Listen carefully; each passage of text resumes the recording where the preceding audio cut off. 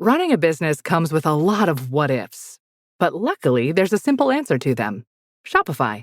It's the commerce platform behind millions of businesses, including Thrive Cosmetics and Momofuku, and it'll help you with everything you need. From website design and marketing to boosting sales and expanding operations, Shopify can get the job done and make your dream a reality. Turn those what ifs into... Sign up for your $1 per month trial at shopify.com/special offer. Welcome to Farm Your Daily, a Field Forward podcast. I'm your host, David Geiger. Today on Farm Your Daily, we're talking about wellness in farming, and the folks at Landus are starting up a conversation about it next week. I'll chat with Doug Stossmeister about that. Then folks should be scouting for disease and insect pressure in Iowa, according to agronomist Meaghan Anderson. Please be sure to like and follow the podcast, as well as our social media at Field Forward Pod. We would love to have you join our community, keeping folks informed about what is affecting our farmers. This is Farm Here Daily.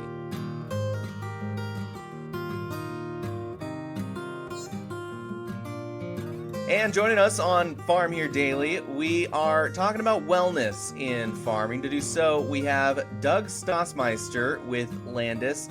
Doug and the folks at Landus are working on what they call Wellness Wednesday. Talk about some of the important things farmers can do to help themselves out, keep healthy, stay feeling good. And Doug, I think this is going to be a regular part of our programming on Farm Here Daily. So thank you so much for joining. Nice to talk to you.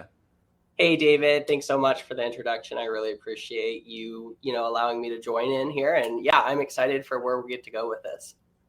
And I think it's good to frame this for folks in the farming world as a sort of a checklist that they can do to maybe feel a little bit better. I know, just as an example, a few minutes before we started talking, I was sitting here and I was feeling kind of stressed out, and I was like, man, I don't know why I feel stressed out. So I know I just ate some food. Like, what did I do? I just got up and I walked around. Oh, I haven't had any water. I haven't had any water for like 4 hours. And so let me drink some water. And yeah, I started feeling a little bit better after that. What is this checklist that farmers really should be looking at? And what are we talking about this month? Honestly, we're looking a lot at mobility this next month in our Wellness Wednesdays. And so we're looking at how that, you can apply that to yourself and whatever you're doing, whether you're sitting in a combine for 12 hours straight, whether it's an applicator, whatever it may be. And just having that loving awareness of having that mobility behind it, taking the 5 to 10 minutes to stretch, or having some sort of unwind, or making sure that you're honestly properly hydrating is also pretty important.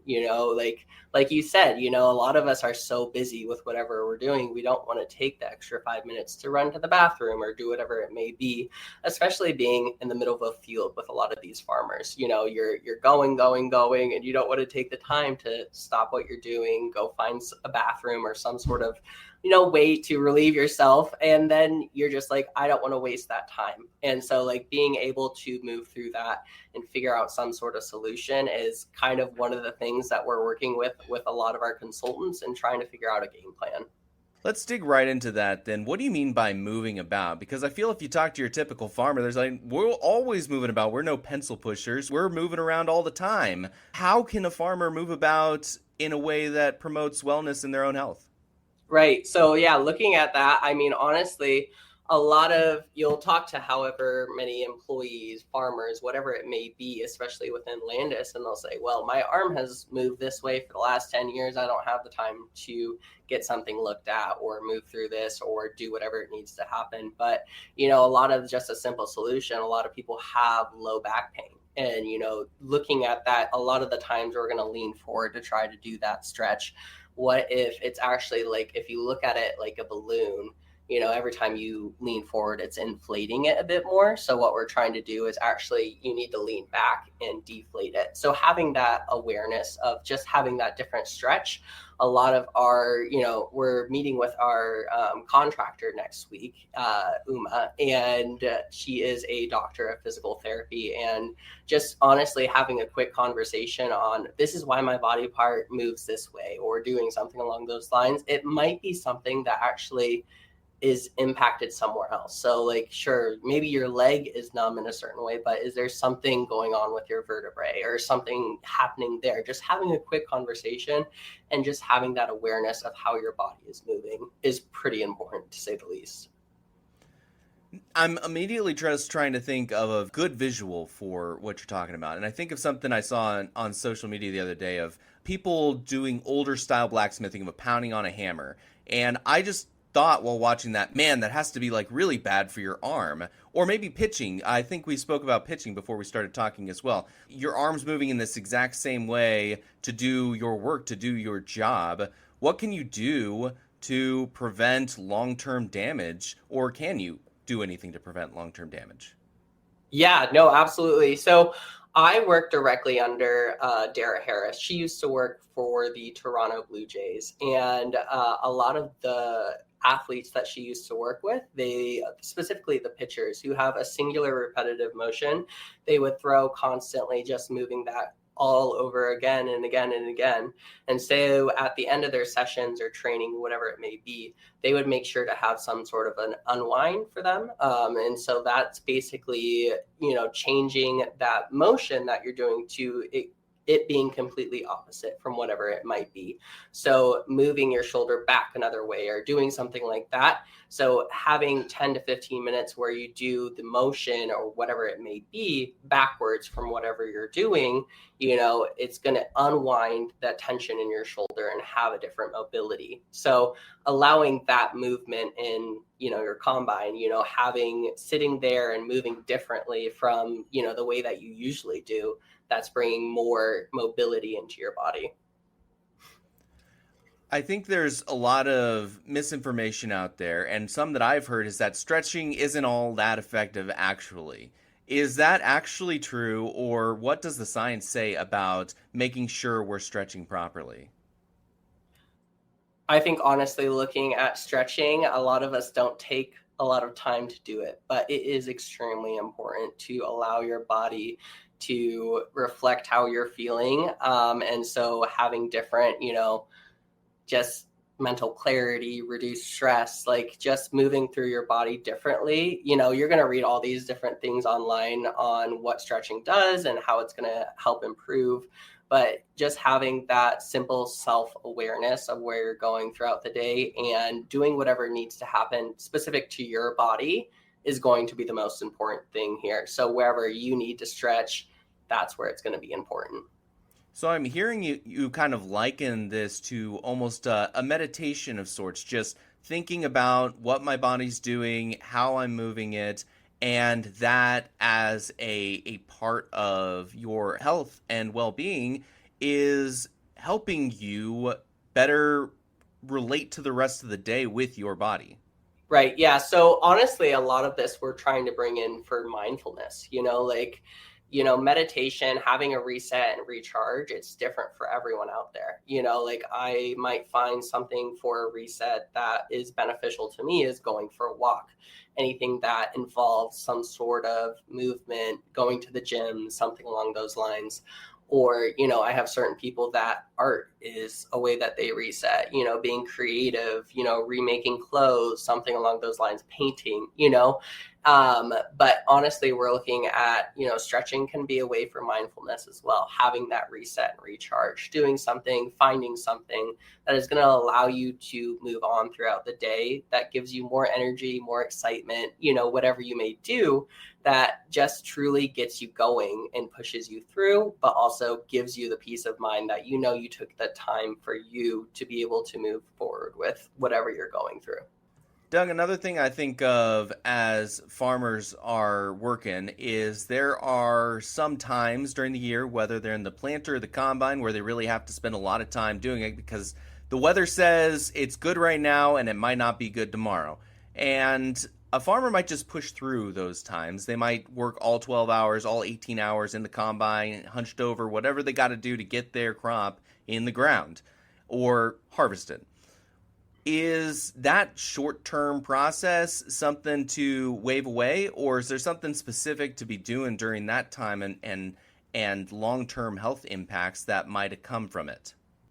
Yeah, I mean, honestly, I was sitting with an applicator with Landus at the beginning of the year, and he was sitting there having his 12 pack of Pepsi, and I absolutely loved talking to him. He was truly an icon. Just the way that he did it, showed me all his system. We ran around, did a few different rows while we were putting the applicator in for the grain or soybeans, whatever it may be, and but we just had a great conversation, and reflecting on that with a few different like of our contract workers, like a lot of the things that we keep in mind is we're trying to enhance. We don't want to take away, we don't want to tell you whatever you're doing is wrong, like that's not what we're trying to do here, because you have your lifestyle, it's gone for however many years. Let's try to enhance whatever you're doing. So just as that is an example, like looking at that, we can look at maybe having a water every other soda or something along those lines, or, mixing in some electrolytes or something along those lines. Sure, we get so busy, but figuring out some sort of system that we can work through as a team and truly build on to how we can enhance our life. Like, we're not trying to take anything away from you. We're trying to add on to it. As we look at this as maybe a checklist for a farmer to just think alongside their chores for the day, what would be kind of those primary things to box off or have a notepad on to look at? And how often would you want to do something like stretching or getting up or walking around or making sure you're keeping an eye on some of those things? I think honestly, again, I hate to say this, but it's specific to each individual. It's going to be whatever you need. A lot of us in the morning when we first wake up, we do this big overhead stretch, and, before we go to bed, maybe we're doing some sort of stretch that helps us, specifically with that mobility side of things.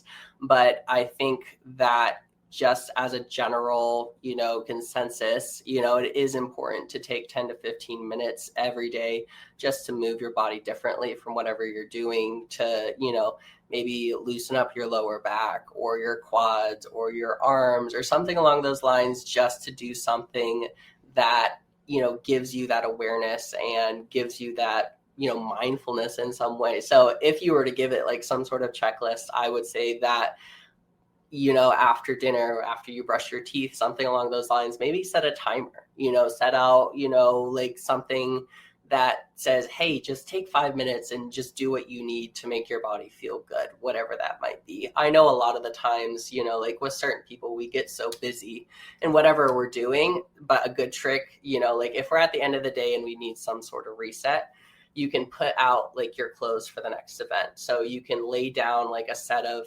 workout clothes or something along those lines. And you're like, oh my gosh, my clothes are on the floor now. They're right in front of the door. I have to get ready to go do this event or whatever it may be. So having that in front of you sets up a reminder for you to actually do whatever you're moving through. So if you have stretching clothes, sure, it's 10 to 15 minutes, but if it's going to put you and force you into that place where you're going to be able to do that specific event, that's going to be really helpful. Doug, before I let you go, we are talking about Wellness Wednesday. Going to be doing this relatively frequently with the folks from Landus. What are some resources you guys have over there to help farmers interested in looking into more about their own wellness and about the topics you guys are going over? Where could they go? Yeah, they can absolutely reach out to Landus. I think it's communications@landus.ag. They can also reach out to my department with Dara and I, and I can get them in contact with any of our contractors. My email is doug.stossmeister@landus.ag. I would be happy to answer any questions that they possibly might have and provide even more additional resources, and just, be there for the helping hand. Doug Stossmeister with Landus, talking about Wellness Wednesday, something they're doing to help out the farmers around the state, around the Midwest. Thank you so much, Doug, for taking the time to join me on Farm Here Daily. Absolutely. Thanks so much, David. Hope you have a great rest of your day. Thanks, Doug. Wellness Wednesday, starting up next week with Landus, July 23rd. We'll continue that on Farm Here Daily. And we'll have more conversations in just a moment, but first, let's take a look at the marketplace. And And the Monday market close was a bit mixed. September corn 4 cents higher at $4 even. December 5 3/4 more at $4.18. Soybeans in August 3 1/4 down at $10.01, with September falling a penny and 3/4 at $9.93 1/4. Soybean meal in August $2.60 a ton in the red at $267.70. Wheat in September 3.5 cents down at $5.41 with December falling 3 1/4, $5.62 1/4. In the livestock market, close for Monday, red across the board there. August live cattle, $2.85 a hundredweight weaker at $219.35. October falling $2.92 at $216.77. Feeder cattle in August, $5.85 a hundredweight lower at $319.47, with September down $5.82 at $319.57. Lean hogs in August, $1.45 down at $103.22, with October falling $2.97 a hundredweight to $87.67. That is the Monday market close. This is Farm Year Daily. Your burger is served, and this is our finest Pepsi Zero Sugar. Its sweet profile perfectly balances the savory notes of your burger. That is one perfect combination. Burgers deserve Pepsi. And joining me on Farm Year Daily, we're going to be talking about Central Iowa agronomy with Meaghan Anderson with ISU Extension. Thank you so much, Meaghan, for joining us. As usual, it's been a while since we chatted last, and I've heard some diseases started popping up across the state. So let's start off right there. Meaghan, how you doing, and what's going on in Iowa? Yeah, there is a little bit of disease popping up. I wouldn't say there's really a lot of anything out there, though there are some pretty clear differences between different corn hybrids, especially. I haven't seen a lot going on in the soybeans, so it's mostly been limited to the corn so far, but I expect we'll see more develop in both crops here over the next couple of weeks. Weather conditions seem like they've been really good for disease development, and so it'll just be kind of a wait-and-see game here. Though there's plenty of airplanes flying already, despite the lack of too much disease pressure out in any fields right now.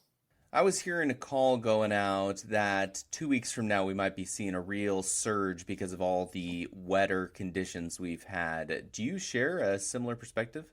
Yeah, I think with every week we're going to continue to see it develop, right? And so last week I think maybe it started to amp up just a little bit because that was kind of 2 to 3 weeks after some of that latter half of June moisture and the temperature and humidity conditions that we had then. And then this last week was a little bit warmer, but we were still high humidity. A lot of moisture came into the latter part of last week. And if that was a good spreading event for disease, assuming there was disease out in the field already, right, we expect that it takes probably 2 to 3 weeks for most of our diseases to really show up from infection to symptoms. And so we're always working on this kind of lag and sort of playing a guessing game as to, when's the best time to treat? Are we going to have to treat?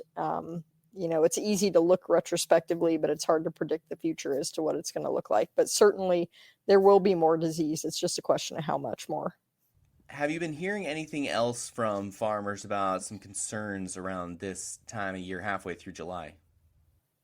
I think moisture and concerns about nitrogen has probably been one of the bigger ones, right? It's been a long time, it feels like, since we've been in the spot where we are looking at the rainfall forecast and saying, I'm not going to mind if this one misses me, as opposed to, it seems like the past several years, probably 4 prior years, were all like, oh, I hope this rain catches me because we really need this moisture.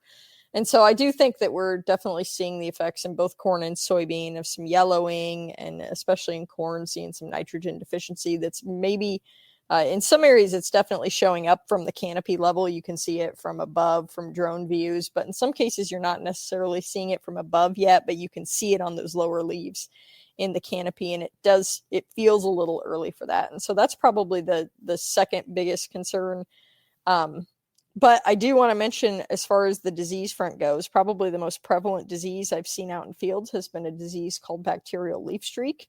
And so if anybody's out scouting for things like disease or insects or nitrogen deficiency, and you are seeing a lot of disease in the canopy right now, that may be the disease that it is. It looks a lot like gray leaf spot, and it's one that we can't treat with a fungicide. And so we want to make sure that we get it ID'd well, so that we're not making an expensive management decision in a year where commodity prices are low, and then we're not going to actually see a benefit from it even.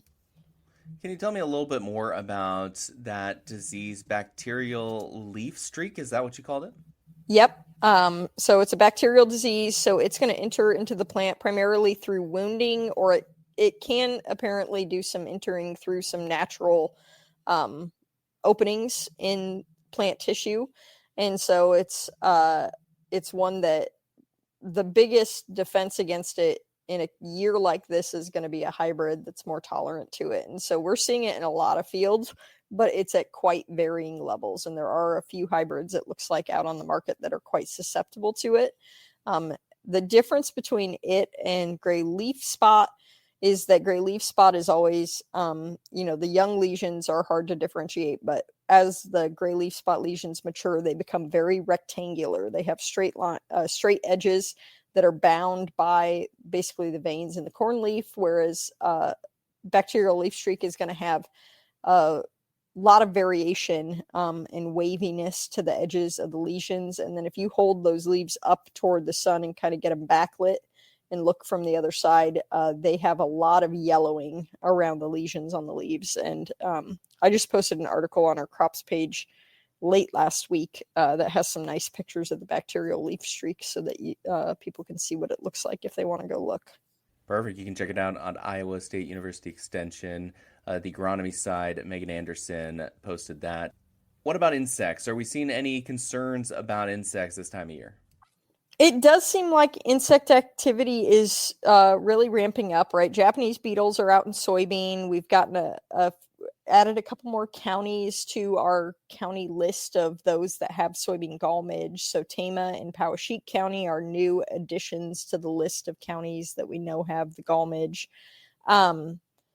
We're hearing about corn rootworm, especially after those storms that went through on Thursday. There's some down corn, some root lodging happening around. It seems like it's kind of isolated in fields, not a huge widespread, wind event or anything, but we're starting to see some of those issues show up. And then we're also hearing about some ear feeding insects in corn that maybe are coming to Iowa in higher levels than they've been in past years. And so western mean cutworm out in western Iowa, that may not reach central Iowa, or at least we hope it doesn't. But I have heard about both corn earworm and fall armyworm already, which is remarkably early for fall armyworm in central Iowa. And so that's something that we'll want to be keeping an eye out for. We do have, most corn is going to have an above ground BT trait that should help suppress these pests. But if we're seeing high levels out in cornfields, we do know that some resistance exists. And so it's good to let some our ISU entomologists or the field agronomists know if you are seeing that, because it's something that's relatively rare, but it is out there, and it is of pretty significant concern anyway. So what I'm hearing is you're saying folks should be scouting. 100%, always. Isn't this the best time of year to scout, when the corn is pollinating and everything feels itchy and sweaty? And it's 100 degrees in between the rows? Yes, absolutely. Yeah. It's not a very fun time to scout, but it's a good time to be out looking, because it is, right now is the absolute most important time in this year's corn plant's life, right? So the most critical thing that happens is that corn produces pollen and it pollinates those ears, right? That's the biggest time that if something were to happen to the corn plant, that's going to be the most devastating to crop yield. And so it's a good time to be out checking, making sure things are developing the way that we expect them to, and that there's nothing out there that's going to cause any big hiccups for our final yield at the end of the year, because we are going to need every bushel we can get.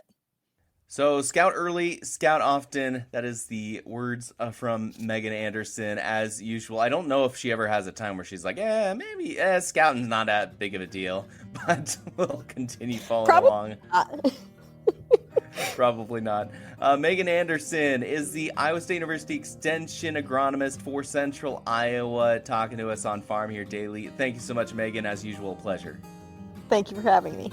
Thanks again, Meaghan. This is Farm Your Daily, a Field Forward podcast. Thank you so much for listening. Again, in order to continue to produce this type of local content, we would love to have you join our community. So please follow the podcast as well as our social media channels at Field Forward Pod. You can also find me on social media at Geiger Reports, as well as WHO TV Channel 13 every weekday in their morning and noon hour programs. Again, I am your host, David Geiger, and I'll be back again tomorrow, everybody.